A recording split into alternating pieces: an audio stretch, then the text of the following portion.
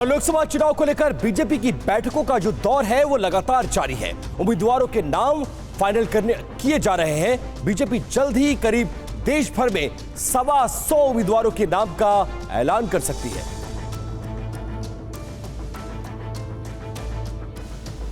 लोकसभा चुनाव को लेकर बीजेपी ने अपने उम्मीदवारों के चयन की प्रक्रिया तेज कर दी है। शनिवार को दिल्ली में बीजेपी के 6 राज्यों की कोर कमेटी की बैठक हुई। अब 29 फरवरी को बीजेपी केंद्रीय चुनाव समिति की बैठक में 125 उम्मीदवारों के नाम तय किए जा सकते हैं। बीजेपी की पहली लिस्ट में कई बड़े दिग्गजों के नाम हो सकते हैं। खबर है कि पहली लिस्ट में पीएम मोदी, अमित शाह का नाम भी होगा। पहली सूची में राज्यसभा से बने मंत्रियों के नाम भी होंगे।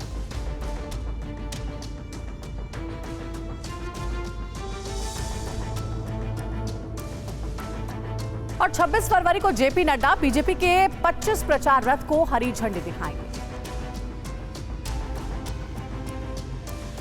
चुनाव प्रभारियों की बैठक के बाद बीजेपी मुख्यालय में चुनाव समन्वय समिति और ज्वाइनिंग कमेटी की भी बैठक हुई। बैठक में केंद्रीय मंत्री भूपेंद्र यादव, अश्विनी वैष्णव, मनसुख मांडविया, सीएम हेमंत बिस्व शर्मा, राष्ट्रीय महामंत्री सुनील बंसल, तरुण चुग, विनोद तावड़े मौजूद रहे। बैठक में राज्यों के चुनावी कार्यक्रम पर चर्चा हुई। पीएम, गृह मंत्री समेत बड़े नेताओं के कार्यक्रमों की रूपरेखा तय की गई है। इसके बाद यूपी, राजस्थान, छत्तीसगढ़, तेलंगाना, केरल, पश्चिम बंगाल की कोर टीम की अलग अलग बैठक हुई। बैठक में अमित शाह, जेपी नड्डा, बीएल संतोष के साथ मंथन हुआ। और राहुल गांधी की भारत जोड़ो न्याय यात्रा लगातार उत्तर प्रदेश में मौजूद है। आज आगरा से राहुल गांधी और अखिलेश यादव यूपी की जनता को क्या संदेश देंगे? मुरादाबाद में राहुल ने पीएम मोदी और अमित शाह के बारे में क्या कुछ कहा, वो इस रिपोर्ट में दिखाते हैं। उत्तर प्रदेश की राजनीति में आज का दिन काफी अहम होने जा रहा है।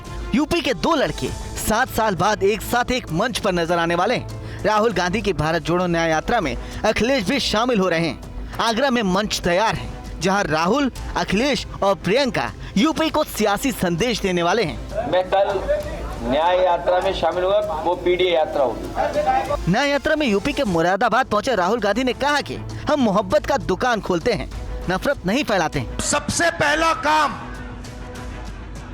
नफरत को मिटाने का है, भाई को भाई से गले मिलाने का है। यह सबसे पहला काम है। देशभक्त देश को जोड़ता है, देशभक्त देश को तोड़ता नहीं है। देशभक्त मोहब्बत की दुकान खोलते हैं, नफरत के बाजार नहीं चलाते हैं। जनता के बीच पहुंचे राहुल गांधी ने कहा कि लोगों का ध्यान भटकाकर जेब काटा जा रहा है। राहुल ने प्रधानमंत्री नरेंद्र मोदी, गौतम अडानी और गृह मंत्री अमित शाह पर जमकर निशाना साधा। तो पहला जो ध्यान भटकाता है नरेंद्र मोदी जी, दूसरा जो जेब काटता है अडानी जी, और तीसरा जो डंडा लिए घूमता है अमित शाह। तुम लोगों ने कुछ किया? जब ईडी आई, सीबीआई आए, इनकम टैक्स आई, पुलिस वाले आए, तो कुछ किया? गृह मंत्री अमित शाह आज मध्य प्रदेश के दौरे पर रहेंगे। मध्य प्रदेश में शाह के क्या क्या कार्यक्रम है, शाह बूथ कार्यकर्ताओं को क्या मंत्र देंगे, रिपोर्ट में आपको दिखाते हैं पूरी खबर। बीजेपी ने लोकसभा चुनाव के लिए पूरी ताकत झोंक दी है। पीएम मोदी और गृह मंत्री अमित शाह ने मोर्चा संभाल लिया है। लोकसभा चुनाव की तैयारी का जायजा लेने केंद्रीय गृह मंत्री अमित शाह आज मध्य प्रदेश जाएंगे। गृह मंत्री यहाँ अलग अलग कार्यक्रमों में शामिल होंगे। शाह पहले ग्वालियर पहुंचे, वहां चंबल क्लस्टर की 4 लोकसभा सीटों की प्रबंधन समिति की बैठक में शामिल होंगे। इसमें ग्वालियर, मुरैना, भिंड और गुना संसदीय क्षेत्र के तकरीबन 400 से ज्यादा नेता और कार्यकर्ता से संवाद करेंगे। अमित शाह दोपहर 2:30 बजे खजुराहो पहुंचेंगे और लोकसभा बूथ समिति सम्मेलन में शामिल होकर कार्यकर्ताओं को संबोधित करेंगे। खजुराहो के बाद अमित शाह भोपाल पहुंचेंगे। वहां शाम 5 बजे कुशाभाऊ ठाकरे सभागार में प्रबुद्ध जन सम्मेलन में शामिल होंगे। अमित शाह यहाँ पार्टी नेताओं, बूथ कार्यकर्ताओं को जीत का मंत्र देंगे। बीजेपी की नजर मध्य प्रदेश के सभी 29 लोकसभा सीटों पर है। पिछले लोकसभा सीट में बीजेपी ने यहाँ 29 में से 28 सीटों पर जीत हासिल की थी, जबकि कांग्रेस को सिर्फ 1 सीट पर जीत मिली थी। इस बार बीजेपी सभी सीटों पर जीत हासिल करना चाहती है। वहीं गुजरात की भरूच लोकसभा सीट को लेकर कांग्रेस और आम आदमी पार्टी में सहमति बन चुकी है। आप नेता चैतर वसावा इस सीट से प्रत्याशी होंगे, जिस पर कांग्रेस में बगावत शुरू हो गई है। भरूच सीट से अहमद पटेल सांसद रह चुके हैं। उनके बेटे फैजल पटेल इस सीट से दावेदारी ठोक रहे हैं, लेकिन गुजरात में इंडिया अलायंस के तहत भरूच सीट आपके खाते में जा चुकी है। गुजरात में कांग्रेस और आम आदमी पार्टी का गठबंधन में हमारे नाम की भरूच सीट से घोषणा हुई है। हम आनंदित हैं, हमको बहुत खुशी हुई और हमारा मुझ पे जो भरोसा रखा है उस भरोसे को हम कायम रखेंगे। देखिए, नॉमिनेशन के लिए बहुत टाइम है, इलेक्शन के लिए भी बहुत टाइम है, काफी कुछ हो सकता है। आप नेता चैतर वसावा को इस सीट से प्रत्याशी बनाने से फैजल पटेल नाराज हैं और कांग्रेस आलाकमान से मिलने दिल्ली आ रहे हैं। और मध्य प्रदेश में कांग्रेस राम यात्रा निकालने जा रही है। प्रदेश कांग्रेस अध्यक्ष जीतू पटवारी ने कहा है कि वो इस यात्रा के जरिए केंद्र और राज्य सरकार से उनके वादों को पूरा करने की मांग करेंगे। जीतू पटवारी ने कांग्रेस के राम यात्रा की तारीख तो नहीं बताई, हाँ इतना जरूर कहा कि राहुल गांधी की न्याय यात्रा के बाद कांग्रेस राम यात्रा निकालेगी। कांग्रेस इस यात्रा के दौरान ऐसे सवाल उठाने जा रही है जो बीजेपी को बेचैन कर सकती है। जब कोर्ट ने आदेश किया था हमें मंदिर के ताले खुलवाने का, वो खुले। राम का मंदिर बना, राम यात्रा भी हो गई, दर्शन भी हुए, पर राम के भक्तों का क्या? ये महंगाई सर चढ़ के बोल रही, इसका क्या होगा? राम यात्रा के जरिए याद दिलाएंगे महंगाई कम करो। राम यात्रा के जरिए हर घर से एक बच्चा बेरोजगार है। ये सरकार को भगवान राम की दर्शन करते हुए याद दिलाएंगे कि इन बेरोजगार भक्तों का कुछ करो। वहीं बीजेपी प्रदेश अध्यक्ष विष्णु दत्त शर्मा ने जीतू पटवारी से सवाल किया है कि वो राम यात्रा से पहले अपनी पार्टी के आला कमान की राय भी जान लें। सोनिया जी और राहुल जी से पूछना चाहिए पहले, उनको ये कमिट कर ले हैं कि सोनिया जी राहुल जी ने ओके किया है कि नहीं किया है। नहीं तो राम मंदिर के प्राण प्रतिष्ठा ये किसी राजनीतिक दल का काम नहीं था। तो वहीं केंद्रीय गृह मंत्री गिरिराज सिंह ने कांग्रेस की राम यात्रा को सनातन की जीत बताया। कांग्रेस को अगर ये सद्बुद्धि दिए गए आमंत्रण में आ जाता तो अच्छा होता। अब वो राम यात्रा भी निकाल रहे हैं, अयोध्या का भी दर्शन कर रहे हैं। बाहर मोदी है तो मुमकिन है। और वही आज प्रधानमंत्री नरेंद्र मोदी गुजरात को 52,000 करोड़ से ज्यादा की सौगात देने वाले हैं। पीएम मोदी आज राजकोट एम्स समेत 5 नए एम्स का लोकार्पण भी करेंगे। पीएम मोदी आज के दिन की शुरुआत बेट द्वारका मंदिर में दर्शन के साथ करेंगे। इसके बाद पीएम मोदी द्वारकाधीश मंदिर में दर्शन करेंगे। गुजरात में 35,700 करोड़ की परियोजनाओं की सौगात देंगे। 13,000 करोड़ से ज्यादा की स्वास्थ्य परियोजनाओं का लोकार्पण करेंगे। 6300 करोड़ की लागत से बने राजकोट एम्स का शुभारंभ करेंगे। कक्ष में 16,200 करोड़ रुपए की बिजली परियोजनाओं और भारतीय राष्ट्रीय राजमार्ग प्राधिकरण के 3800 करोड़ विकास कार्यों का शुभारंभ करेंगे। कक्ष सुरेंद्रनगर में 2100 करोड़ रुपए की रेलवे परियोजनाओं का शुभारंभ करेंगे। और प्रधानमंत्री नरेंद्र मोदी ने कल रात गुजरात के जामनगर में मेगा रोड शो किया है। पीएम ने सड़क के दोनों ओर खड़े लोगों की ओर हाथ हिलाकर अभिवादन किया। ये रिपोर्ट आपको दिखाते हैं।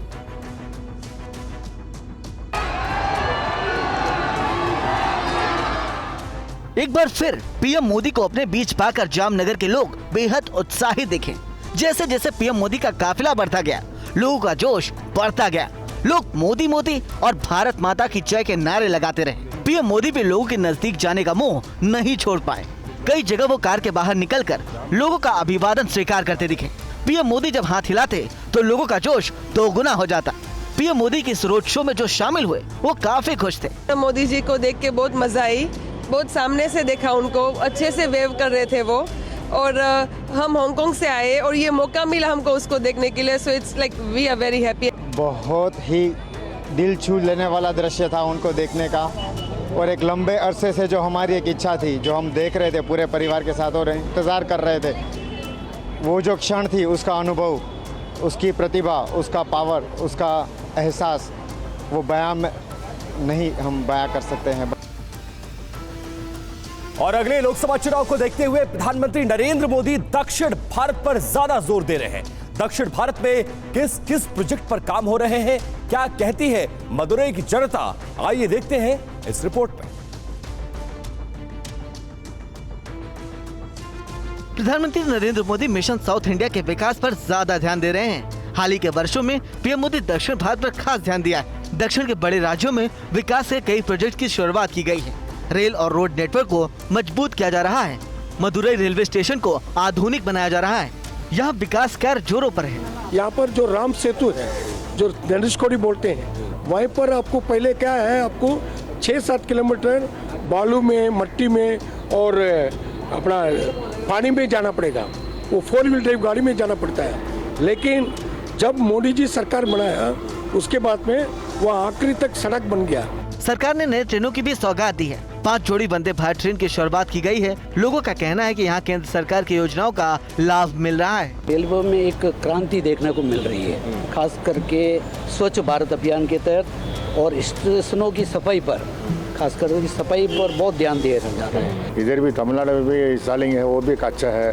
नॉर्थ और साउथ में है, वो भी अच्छा है। मोदी भी अच्छा रहता होता है, कोई खराब नहीं है, कोई खराब नहीं है। सबने अच्छा काम किया। अच्छा। अभी मोदी जी की कोई गधा को खड़ा कर दिया तो भी वो जीत जाएगा, वो MP बन जाएगा। इतना असर पड़ा है। दक्षिण में कई विकास कार्य हो रहे हैं। पिछले 5 सालों में तमिलनाडु और केरल में रेलवे के बड़े प्रोजेक्ट्स लाए गए हैं। इनमें से ज्यादातर प्रोजेक्ट्स पूरा कर दिया गया है और कुछ जल्द ही पूरा होने वाला है।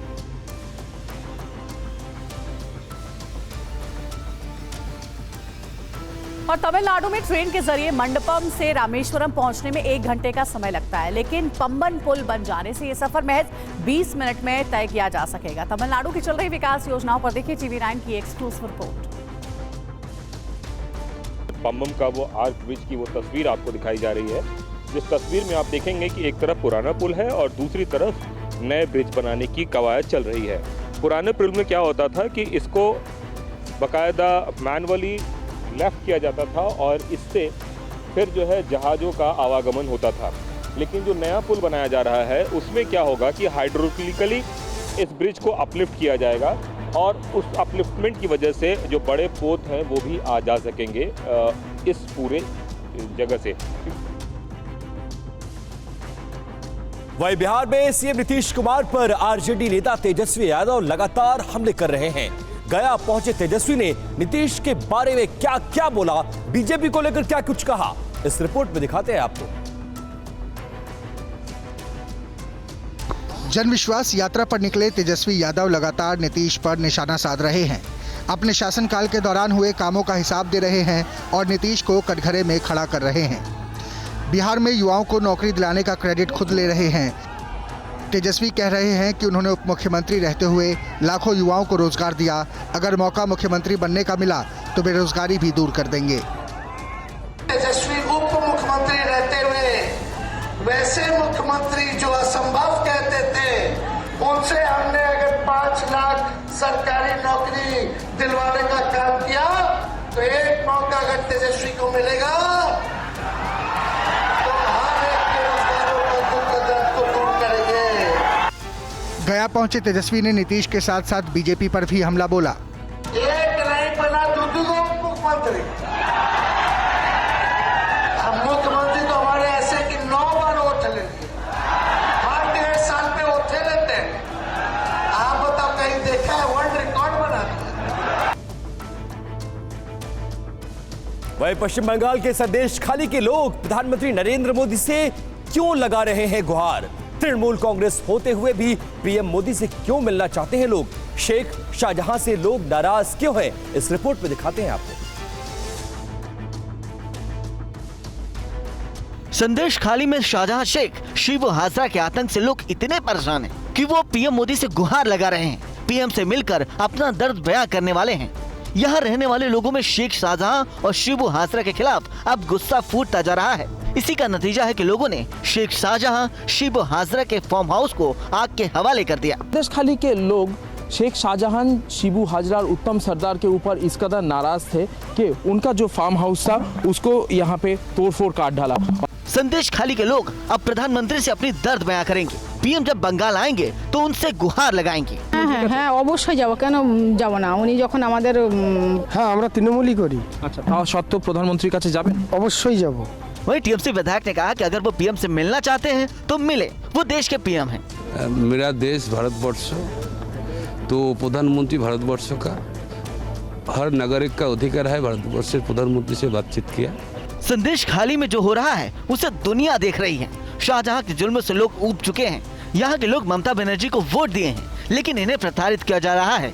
इसलिए अब ये प्रधानमंत्री मोदी से गुहार लगा रहे हैं। इन्हें उम्मीद है कि शेख शाहजहां शिबू हाजरा से प्रधानमंत्री मोदी ही बचा सकते हैं। ये सारे महिला और पुरुष जो है तृणमूल कर्मी है, कैमरा के सामने कह रहे हैं हम तृणमूल करते हैं, लेकिन आरजू ये लगा रहे हैं कि प्रधानमंत्री के सिवा इनको बचाएगा कौन।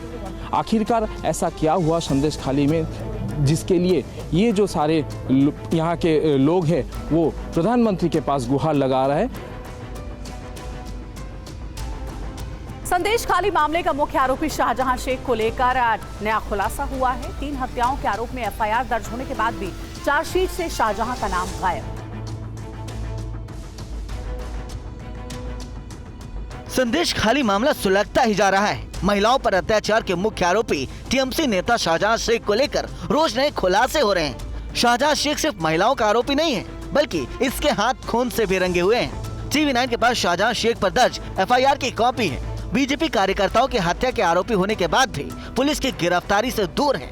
बीजेपी कार्यकर्ताओं की हत्या मामले में दर्ज एफआईआर में शाहजहां शेख मुख्य आरोपी है, लेकिन पुलिस द्वारा दायर चार्जशीट में नाम ही नहीं है। टीवी 9 के पास एफआईआर के जिन 23 लोगों के खिलाफ नामजद रिपोर्ट थी, उनके खिलाफ चार्जशीट नहीं की गई। जो चार्जशीट दाखिल की गई वो भी हत्या के 3 साल बाद।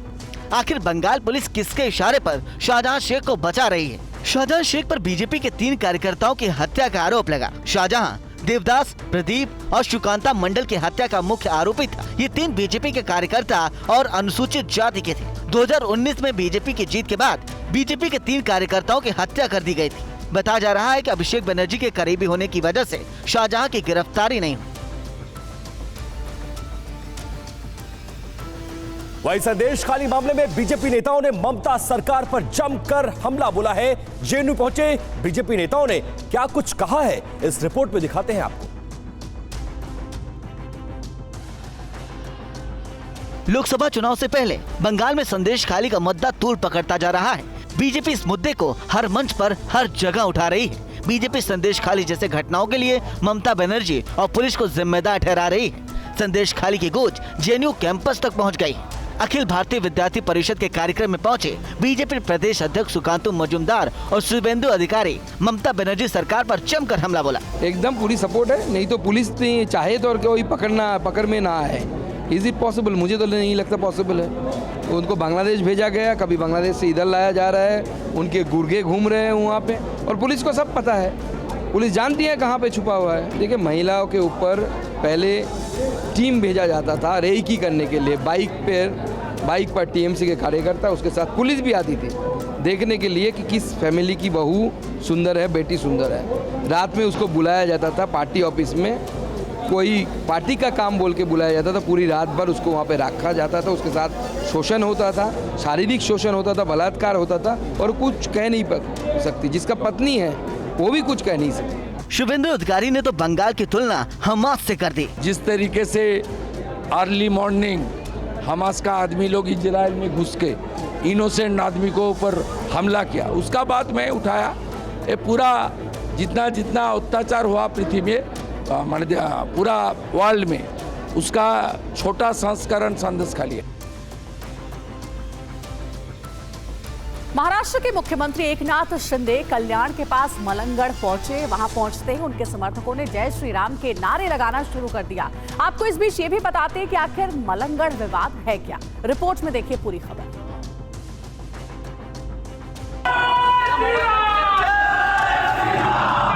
ये वही जगह है जिसे लेकर विवाद चल रहा है। इस जगह पर हिंदू और मुस्लिम पक्ष अलग अलग दावे करते आए हैं। विवाद के बीच महाराष्ट्र के मुख्यमंत्री एकनाथ शिंदे कल्याण के पास स्थित मंगलगढ़ पहुंचे तो उनके समर्थकों ने जय श्री राम के नारे लगाए। अपने समर्थकों के साथ एकनाथ शिंदे ने समाधि स्थल का दर्शन किया और पूजा विधि की।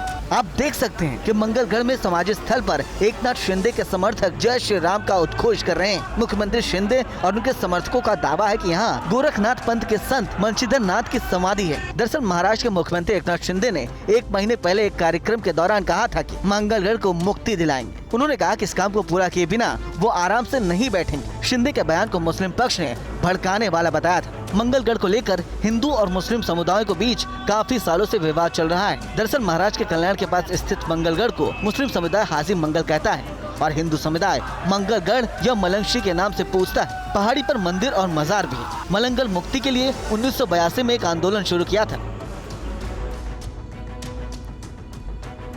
यूपी के मुख्यमंत्री योगी आदित्यनाथ के काफिले से पहले चलने वाली गाड़ी का एक्सीडेंट हो गया। इसकी वजह से 11 लोगों के घायल होने की खबर है। ये रिपोर्ट देखिए।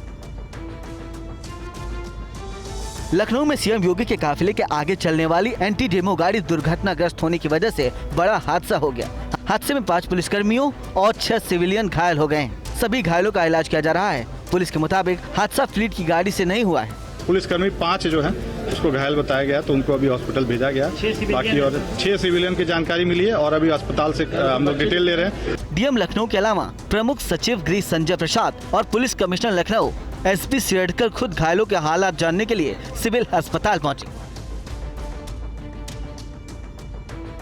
और भारत के नंबर 1 न्यूज नेटवर्क TV9 की ओर से आज से व्हाट इंडिया थिंक्स टुडे के दूसरे संस्करण की शुरुआत हो रही है। 3 दिनों तक चलने वाली इस कॉन्क्लेव में देश विदेश की बड़ी हस्तियां आएंगी और ग्लोबल समिट की थीम रखा गया है India poised for the next big leap. From fragile 5 to top 5, from a laggard to a leader, India under Modi has आज से सजने जा रहा है TV9 का मंच। जुटेंगे पीएम मोदी समेत दुनिया भर के दिग्गज।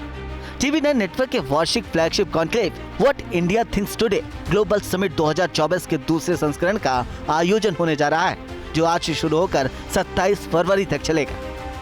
देश की राजधानी नई दिल्ली में इसका आगाज होगा और इसमें देश विदेश की जानी मानी प्रतिष्ठित और प्रभावशाली हस्तियां शामिल होंगी। ये राजनीति के साथ ही गवर्नेंस, इकोनॉमी, हेल्थ, कल्चर और स्पोर्ट्स समेत कई महत्वपूर्ण विषयों पर अपने विचार रखेंगी तो समाधान और सुझाव भी देंगी।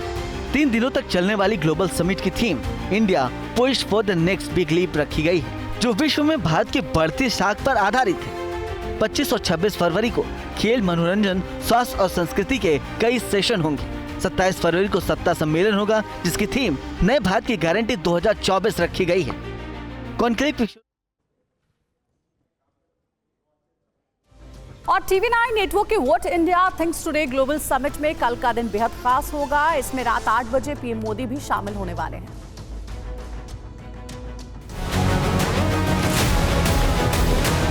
ग्लोबल समिट का दूसरा दिन यानी 26 फरवरी का दिन बेहद खास होगा। ग्लोबल समिट का मुख्य आकर्षण होंगे प्रधानमंत्री Narendra Modi. From a laggard to a leader, India under Modi presenting the second edition of TV9 What India Thinks Today. Summit theme India poised for the next big leap. Listen to Prime Minister Modi unveil his vision for Viksit Bharat. Summit में कल की शुरुआत Australia के पूर्व प्रधानमंत्री Tony Abbott के संबोधन से होगा, जो एशिया प्रशांत से हिंद प्रशांत बदलते क्षेत्रीय संबंध की चर्चा करेंगी। इसके अलावा मालदीव की पूर्व रक्षा मंत्री मारिया अहमद दीदी, संयुक्त राष्ट्र में भारत के पूर्व स्थायी प्रतिनिधि सैयद अकबरुद्दीन भी शामिल होंगे, जो युद्ध का युग नहीं वैश्विक शांति प्रेक्षक के रूप में भारत विषय पर अपनी बात रखेंगे। Listen to Prime Minister Modi unveil his vision for Viksit Bharat at News 9 Global Summit, a TV9 network initiative.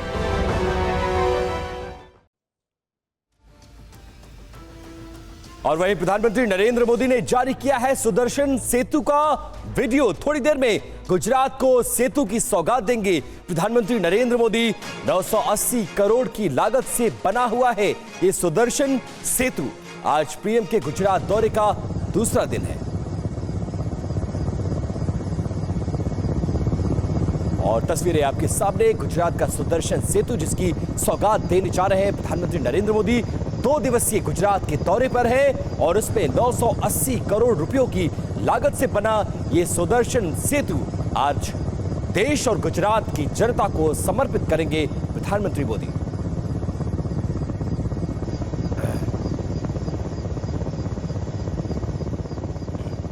तस्वीरें आपको दिखा रहे हैं द्वारकाधीश मंदिर की, जहां पर प्रधानमंत्री नरेंद्र मोदी पहुंचे हुए हैं और यहां पर पूजा अर्चना कर रहे हैं। तो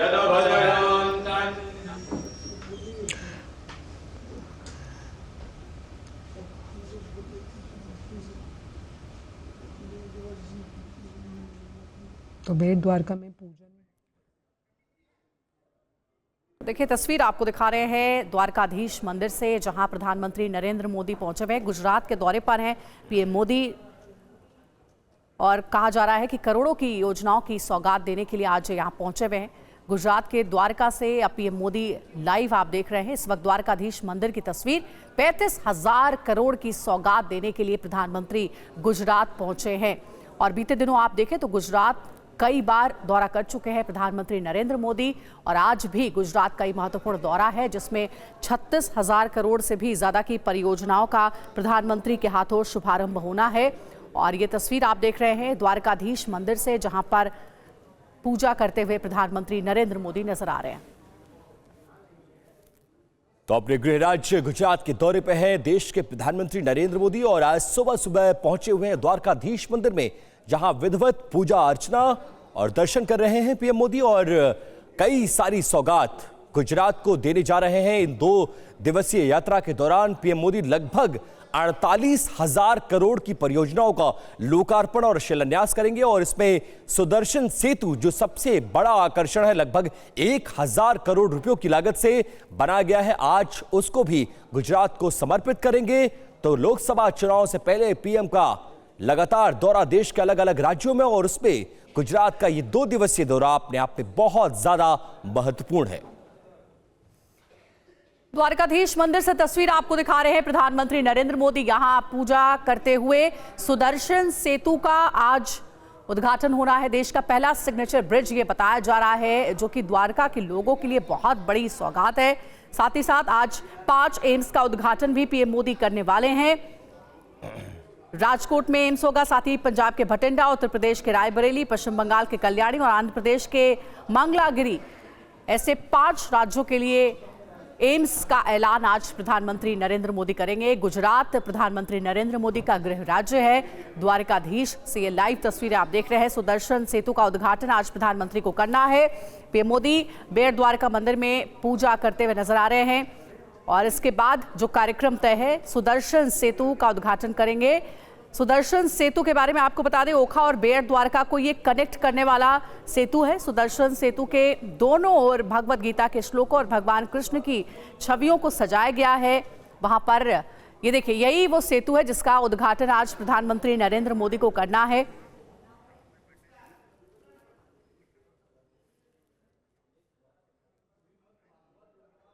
और देखिए हमारे साथ इस वक्त पंडित जी प्रशांत मुकुंद दास जी जुड़े हुए हैं, उनसे बात करते हैं। प्रशांत मुकुंद दास जी, कुछ तस्वीरें आप भी देख रहे होंगे TV9 भारतवर्ष पर बेट द्वारका मंदिर में पूजा अर्चना करते हुए प्रधानमंत्री नरेंद्र मोदी। द्वारकाधीश का ये मंदिर अपने आप में बहुत प्रचलित है, दूर दूर से यहाँ श्रद्धालु पहुंचते हैं भगवान के दर्शन के लिए और आज देश के प्रधानमंत्री भी यहाँ मौजूद है। जी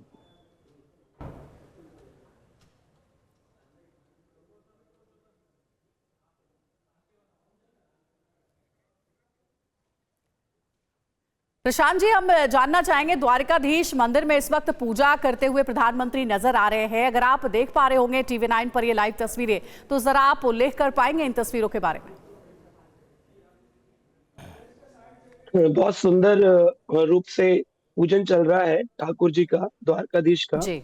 और भगवान का दर्शन करने मात्र से ही सभी कार्य कल्याण पूर्वक हो जाते हैं। बिल्कुल। और भगवान ने ये द्वारका नगरी आज से 5000 वर्ष पूर्व द्वापर युग काल में बनाई थी। भगवान दुर्गम द्वादश योजनम बताते हैं, ये 12 योजन यानी कि तकरीबन 100 मील की नगरी थी और आज ठाकुर जी का ये दर्शन आरती पूजन हो रहा है, जो कि हर एक कार्य को कल्याण करने वाला है।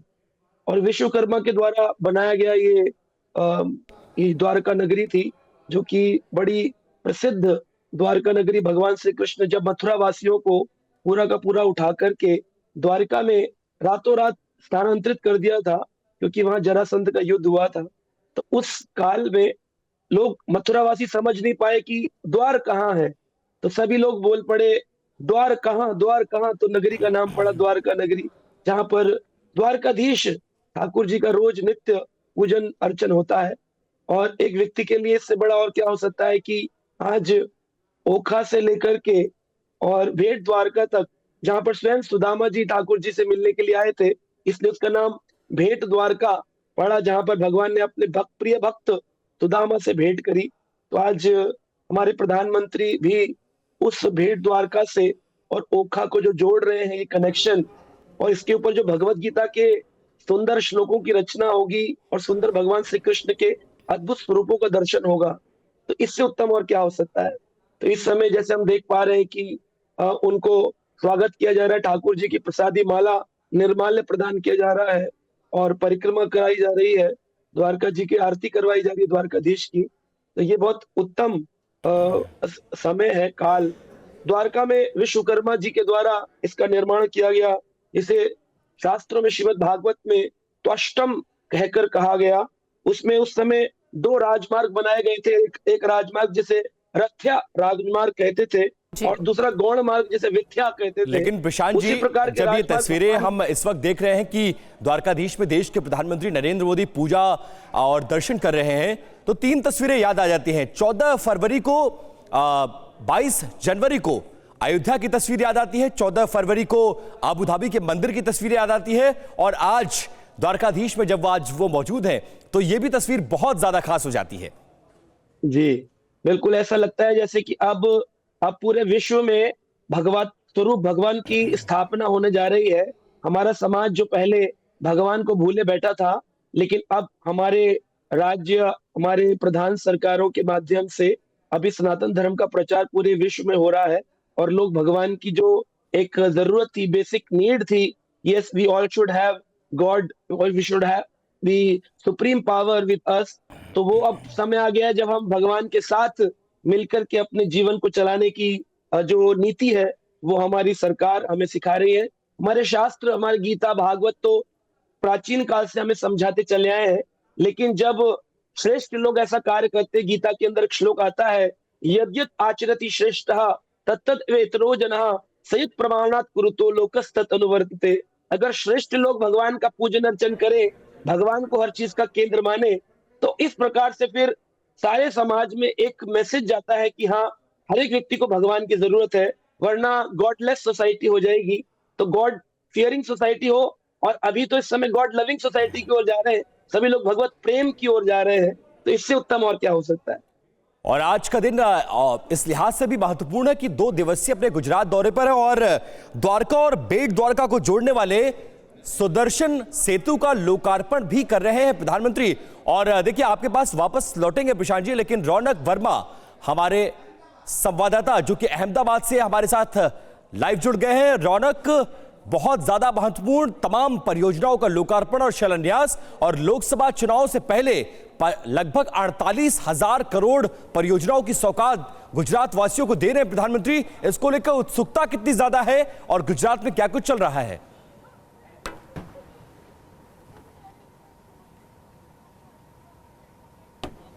बिल्कुल जी, अगले दिनों में लोकसभा चुनाव और जो तारीखों का ऐलान हो उससे पहले पीएम मोदी का गुजरात दौरा काफ़ी अहम माना जा रहा है। पिछले दिनों उन्होंने गुजरात को जिस तरह से 4 भागों में बांटा गया है, उत्तर गुजरात, मध्य गुजरात, दक्षिण गुजरात और सौराष्ट्र प्रांत, जिसमें 3 भागों में जो कार्यक्रम किए, उसके बाद आज सौराष्ट्र प्रांत को बड़ी सौगात देने के लिए पीएम मोदी आए हुए हैं। सबसे पहले उन्होंने दिन की शुरुआत भेंट द्वारका दर्शन से की, उसके बाद अब जो है वो द्वारकाधीश दर्शन के लिए पहुंचे हैं। सुदर्शन सेतु का लोकार्पण भी आज किया जाना है। सुदर्शन सेतु जो भौगोलिक हिसाब से जो गुजरात के जो द्वारकाधीश मंदिर जो द्वारका है उसको बेट द्वारका के साथ जोड़ता है। तकरीबन 30 किलोमीटर की दूरी जहां तक अब तक जो लोग हैं वो जो बोट है उसके द्वारा जा रहे थे, उसके दौरान से जा रहे थे, लेकिन अब जो ये सुदर्शन सेतु जो नवनिर्मित है उसका लोकार्पण आज किया जाना है। तकरीबन 1000 करोड़ की लागत से जो बना ये ब्रिज है, तकरीबन 6 साल से ज़्यादा इसको समय लगा। द्वारका वो जो एरिया है जहां पर आए दिनों जो हाई टाइड है, लो टाइड है, इसके अलावा भी जो साइक्लोन है वो आते रहते हैं, मतलब वहाँ की जो भौगोलिक परिस्थितियाँ है उसके मद्देनजर रखते हुए यहाँ पे जो सुदर्शन ब्रिज है उसको बनाया गया है। ब्रिज के ऊपर जो विशेष कृष्ण की जो प्रतिमाएं है, गीता जी के श्लोक है, वो निर्मित किए गए हैं। यानी जो पूरा एक विशेष तौर पर जो ब्रिज निर्मित किया गया है उसका आज लोकार्पण होना है। उसके बाद द्वारिका में जो एक पब्लिक रैली है उसको भी संबोधित करेंगे। मतलब आज का ये जो दौरा है बहुत ही अहम माना जा रहा है। और रौनक, 2 दिनों के दौरान जामनगर, देवभूमि द्वारका, पोरबंदर और राजकोट समेत तमाम जगहों का दौरा कर रहे हैं और आज एक बड़ी रैली भी रखी गई है जिसमें तमाम परियोजनाओं की सौगात देंगे। रैली को लेकर क्या जानकारी है, क्या कुछ कह सकते हैं और क्या कुछ और सौगातें जो डिटेल्स नहीं आई हैं उसके बारे में कुछ बताना चाहेंगे आप?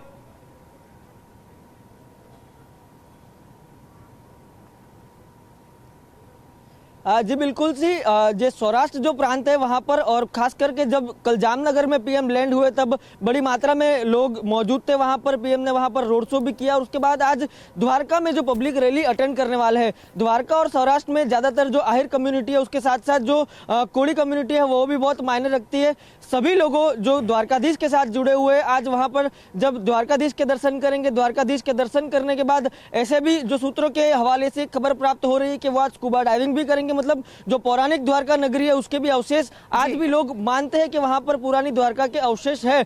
तो एक आशंका ये वह भी है कि पीएम आज स्कूबा डाइविंग भी करेंगे। साथ साथ में जो 2 पब्लिक रैली बड़ी सी मानी जा रही है, जहां पर द्वारका और उसके बाद राजकोट एम्स का जो लोकार्पण होने वाला है, एक साथ 5 एम्स, जहां पर भी एम्स का लोकार्पण करने के बाद वहां पर जो मौजूद लोग हैं वहां उनको भी संबोधित करेंगे। मतलब बड़ी परियोजना जो है वहां पर लोकार्पण करने के बाद लोगों को संबोधित करेंगे। जिस तरह से पिछले 10 साल मोदी की गारंटी का जो काल रहा है, कई बड़े काम ऐसे हैं जो किए गए हैं, सभी का पीएम उल्लेख करेंगे। और लोकसभा चुनाव का ऐलान हो उससे पहले और एक बार जो पीएम का दौरा है वो गुजरात होगा। मतलब अब सभी दौरे हैं वो बहुत मायने रखने जो मायने हैं। और साथ साथ में सौराष्ट्र में जो बड़ी तादाद में लोग हैं उनको भी जो रैली के आगे भी आपसे जानकारी लेंगे। फिलहाल हमारे साथ जुड़ने के लिए बहुत शुक्रिया। सुदर्शन सेतु का आज उद्घाटन करना, और देखिए वहां पर पहुंच चुके हैं प्रधानमंत्री नरेंद्र मोदी।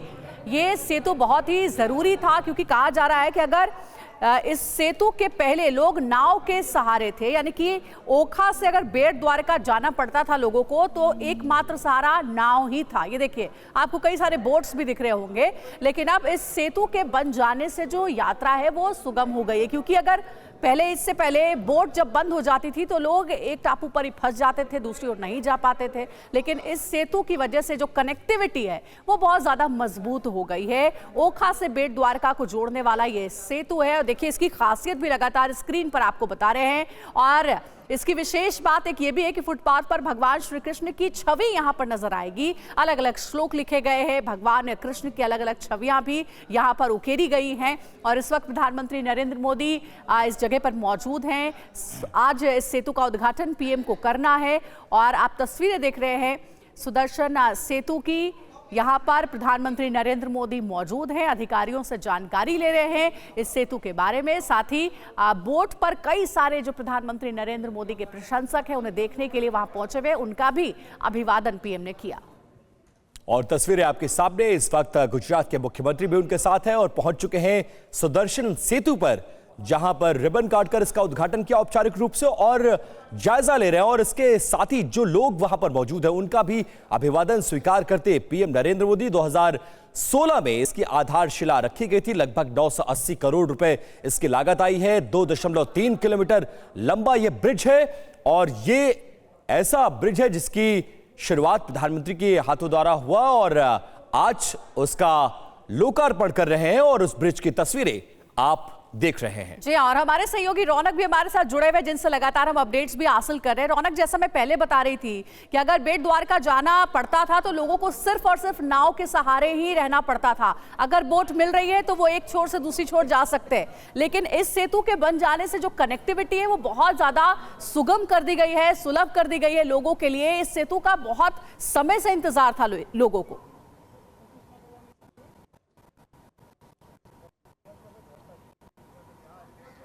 जी बिल्कुल से, जो आज लोकार्पण हो रहा है, जिसे TV9 जो दृश्य दिखा रहा है वो सुदर्शन सेतु क्यों बनाना पड़ा, इसकी आवश्यकता के बारे में जैसे आप बता रहे थे कि ओखा से 30 किलोमीटर का जो अंतर है वो बेट द्वारका का है। मतलब वहां जाने के लिए एक विशेष जो फेरी वहां पर चलती थी उसका इस्तेमाल लोग वहां पर जो श्रद्धालु थे वो करते थे। सेतु बनने के वजह से लोगों को जो कनेक्टिविटी है वो बेहतर प्रदान करेगी। जो पूरा कोस्टल इलाका है ये जो विकास है वो बहुत महत्वपूर्ण माना जा रहा है। अभी जहाँ पर पहुंचे गुजरात के सीएम भी उनके साथ है। जो सुदर्शन सेतु है 980 करोड़ रुपए की लागत से बनाया गया है, जहां पर भगवान श्री कृष्ण के जीवन के आधारित कई जो चित्र है वहां पर जो बनाए गए हैं। न मात्र वहां पर गाड़ियां जो पैदल जो यात्री है वो भी वहां से आ सकेंगे, वहां ऊपर जो एक व्यूइंग गैलरी है वहाँ पर बनाया गया, उसका भी लोग जो है वो मनोरंजन के हिसाब से देख पाएंगे। सुदर्शन सेतु का डिजाइन जो है वो अद्वितीय बनाया गया है, जिसमें दोनों तरफ श्रीमद् भगवद गीता श्लोक भगवान श्री कृष्ण की छवियां। देखिए रौनक, आपके ऑडियो में थोड़ी प्रॉब्लम है, हम दोबारा आपके पास लौटेंगे, लेकिन एक बार फिर से पंडित जी का रुख करते हैं। पंडित जी, ये जो सेतु है अपने आप में ये कनेक्टिविटी तो बेहतर करता है, लेकिन श्रद्धालुओं के लिए भी ये बहुत ज्यादा महत्व रखता है और 2016 में इसकी आधारशिला रखी गई थी और आज प्रधानमंत्री इसका उद्घाटन कर रहे हैं। श्रद्धालुओं के लिहाज से अगर देखा जाए कितना महत्वपूर्ण, और नाम भी इसका दिया गया है सुदर्शन सेतु।